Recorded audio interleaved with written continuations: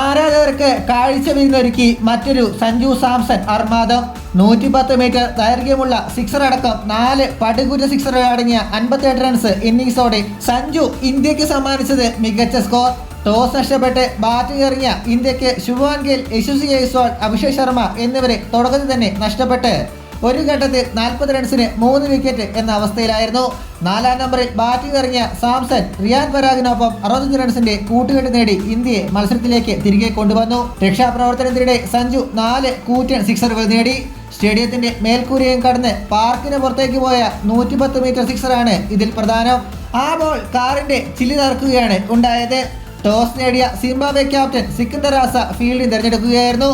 Indian ടീമിൽ 2 മാറ്റങ്ങൾ ഇന്നുണ്ടായിരുന്നു. ഗെയ്ക്വാദും ഖലീൽ അഹമ്മദും മാറി നിന്നപ്പോൾ റിയാൻ പരാഗും മുകേഷ് കുമാറും ടീമിലെത്തി. ഒടുവിൽ വിവരം ലഭിക്കുമ്പോൾ ഇന്ത്യ 42 റൺസിന് ജയിച്ചിട്ടുണ്ട്.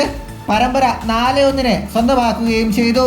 ഇന്ത്യക്ക് വേണ്ടി തുഷാർ ദേശ്പാണ്ഡെ, ബാഷിദ് സുന്ദർ, അഭിഷേക് ശർമ്മ ഓരോ വിക്കറ്റും, ശിവൻ ദുബെ 2 വിക്കറ്റ് നേടിയപ്പോൾ മുകേഷ് കുമാർ 4 വിക്കറ്റ് സ്വന്തമാക്കി. ഇതുപോലുള്ള പുതിയ വാർത്തകൾക്കായി ചാനൽ ഇപ്പോൾ തന്നെ മറക്കാതെ സബ്സ്ക്രൈബ് ചെയ്ത് വയ്ക്കുക.